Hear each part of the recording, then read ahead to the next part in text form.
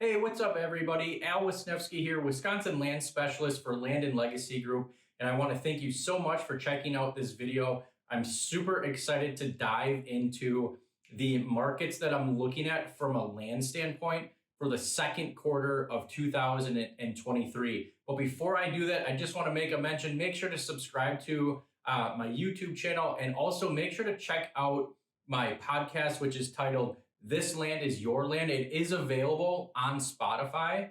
So give those a listen. We just got episode 5 out of the way. And that's a really good episode for anyone that's looking to enhance their property or have someone look at it before they buy it, to give them some options on how they can enhance that. So be sure to check out that podcast. And so let's dive right into the markets that I'm looking to keep an eye on for the second quarter of 2023. And what I basically did is I took Wisconsin and divided it into different regions. And so I'm going to start on a regional basis and then dive into what counties make up that region. And so the first one that I want to look at is Southeast Wisconsin, and that is my home region. And so that's going to comprise of all the counties that are including Washington, Ozaukee, Milwaukee, Racine, Kenosha, Walworth, and Waukesha. So the reason I want to keep an eye on this market is because A, that's where I live, that's where I do most of my business, but it's also where I'm seeing the highest price per acre for properties. Now we're talking, if you're looking for a building lot, an acre or 2 acres is easily 150, 200,000, sometimes 300,000, closer to like the Waukesha County area. But even a 10-acre piece could be anywhere from 150 all the way up to over 200,000. And then these larger tracts, I was just pricing a couple of farms, could be anywhere from 11,000 to upwards of $17,000 an acre. And it might sound like that's a lot of money, but there are plenty of buyers out there that are buying these properties, and a lot of them are doing it with cash. And there's been a lot of properties that have kind of been in the same family for a really, really long time, and those are starting to come up on the market. So very rare opportunities for people to get in and get some really, really high quality ground.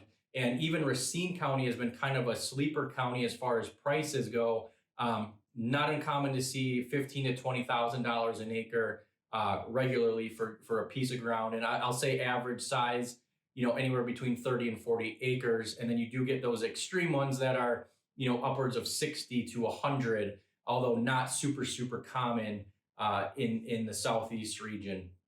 The other region I'm watching is the southwest part of the state, which is more like your Vernon, your Richland, your Sauk, Iowa, Lafayette, Grant, and Crawford County. The reason I'm keeping an eye on this region is because in the last couple of years or so, pre-COVID, is when I'd say things really started to turn over. I was actually looking at a report from UW-Madison on farm values out there, and they've basically doubled. And so we're starting to see, where things were maybe 3,000 to 4,000 an acre, it is super common to see anywhere from 6 to 10, which, there's extremes where maybe you get the 11s and the 12s. But you're definitely, I would say, over 5,000 an acre out that way. And these are going to be bigger tracts, 50 acres, 60, 80, almost 200, almost 300 acres.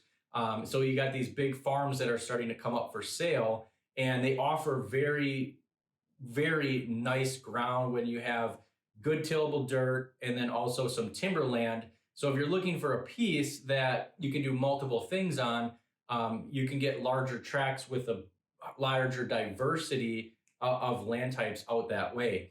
So those are the regions I'm looking at. And then I also wanted to dive into a buyer perspective and a seller perspective. If you're looking to buy land in these regions, or you have land to sell in these regions. Let's start with selling land in these regions. So I'm always going to take something from a personal viewpoint, as if I were the landowner or the land buyer. I'm going to tell you exactly what I would do. Now, I obviously live in state. I live in Washington County. Super good land values there. If I live there, which I do, I wouldn't be looking to get rid of any ground. I'd be looking to hold on to it. Maybe I'd be a buyer and look at to add on to my portfolio.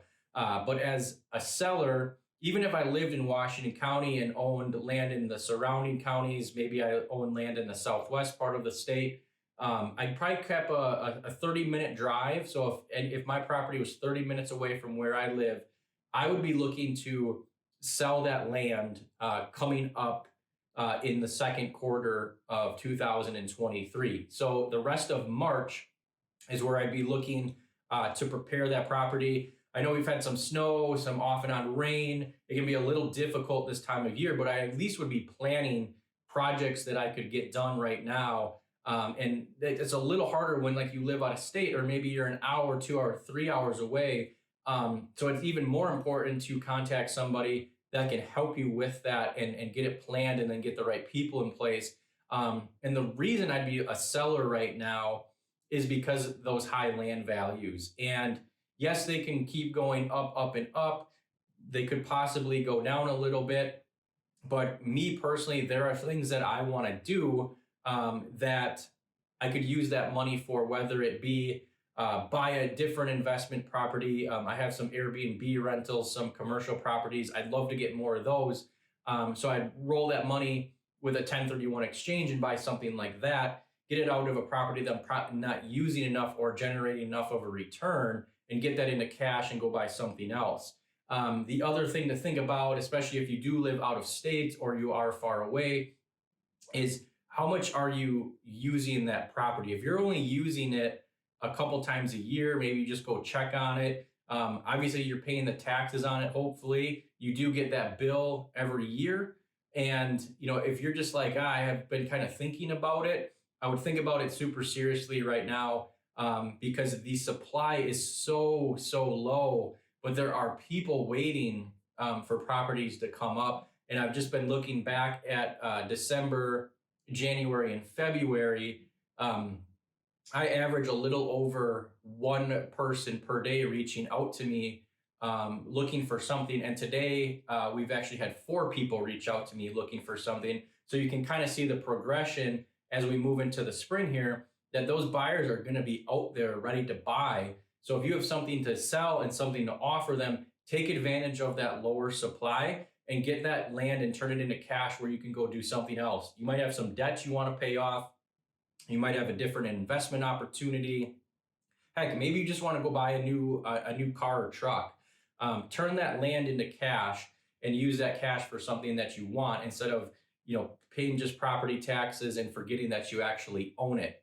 Now, on the buyer side, you might be thinking, God, these prices seem so high. Like, how am I supposed to get into the market? And I think it's a fantastic time to get into the market in these regions, because when you look at them, there's only so much land to go around, especially in the southeastern part of the state. When you drive any of the highways, 41, 94, I-90, you will see the expansion that's going on, and it is huge. And so all of these properties that, I'm talking good properties, like if you have lowland swamp or you're looking for that, I would go into some totally different regions for that use. But if you're looking for a long-term investment that maybe you do want to build a house on it, or maybe you want to subdivide it. I had a PDF called the 3 Phases of Land Investing. Maybe you want to go down those phases as a owner, subdivider, and developer. These areas, and I'm going on my personal preference here, my personal opinions. There's, like I said, there's only so much land to go around. And so as all these lands get developed, guess what that's going to do to not only the supply, but the prices and the demand. The demand's going to go up, the supply is going to go down, which is going to cause those prices to go up. So if you're looking long term, the highest amount of appreciation is most likely going to be in the southeastern part of the state, because of just how limited the supply is. And then also, you got to think where everything is. You're close to Milwaukee. You can go down to Illinois if you want to. I probably don't really advise it. I don't go down to Illinois a whole bunch. If you want to go out west towards Madison, that's where all this corridor is you start in the southeast part, and that drives people out to the western part. And that's why when I look at the southwestern part, I'm including that as a region to watch, because that's where people are funneling their money. If they have extra money and they're kind of priced out of this southeastern market, I mean, the south central market is high priced as well. So the next available is that southwestern part, and you can get a lot more land for the money, but it is still obviously higher priced. And as a landowner, the biggest return on your investment is going to come from the appreciation. Yeah, you can get cash rent from farmland. Maybe you lease it out for hunting. That's probably just going to be enough to pay your property taxes and put a little money in your pocket. But the number one thing to look for is the appreciation. And from what I've been seeing, the best regions are going to be the southeast and the southwest. I could throw in south central there, closer to like Madison and farther south, which those are good regions. I just felt like to narrow it down to two, the southeast and southwest parts of Wisconsin are going to be the best regions, I think, for Q2 of 2023. I also see them being that for the remainder of the year, just because of everything that I've just talked about before. Now, you might be saying, why didn't you include anything in northern Wisconsin? I own rentals up in St. Germain, which is Vilas County, about as far north as you can get on that part of the state. And the reason I didn't include any of that, and I've been watching those areas, is if you would draw like a line, let's say Stevens Point straight across, and then that's your kind of like your north-south boundary of Wisconsin. Once you get up that way, you kind of lose, appeal is probably the wrong word, but there's just so much land up there, and you can start buying, a 40, 80, 200 acres, 300 acres at a crack, and it's a lot more affordable. So you have lower prices, but you have higher supply, but you also have lower demand because people are looking at these other regions which are closer to these travel corridors. And so if I was looking for something to invest in and my hold time was 30 or 40 years, now I might not be alive during that. That is an area I would consider because it's going to take that long for those property values to double or triple, kind of like what we've seen down in the southwest part of the state. It just happened a lot faster. And when you look at a property like that, now you're getting into, yes, appreciation, but you're losing your farmland, cash rent. You're more of a timber buyer at that point. And so that is a whole different way to look at a return on an investment. You kind of need a little bit more consulting with that. And I think the biggest thing to look at is, yes, there are a lot of properties for sale, but is there anything to really do up there? Yes, you have Wausau. Yes, you have the Northwoods, but those areas outside of summer kind of shut down. Up in St. Germain, there's restaurants. Once October, November hits, they close all the way through winter unless we have good snow for snowmobiling. But those areas just north of Stevens Point, maybe a little bit south, they haven't had the greatest snow conditions. So you do lose that snowmobiling factor, and it's just not enough to drive the economics in that area. So that's why I didn't include any of those regions when I was looking at this. So if you're a seller, just to kind of recap, great time right now if you're looking to turn land into cash.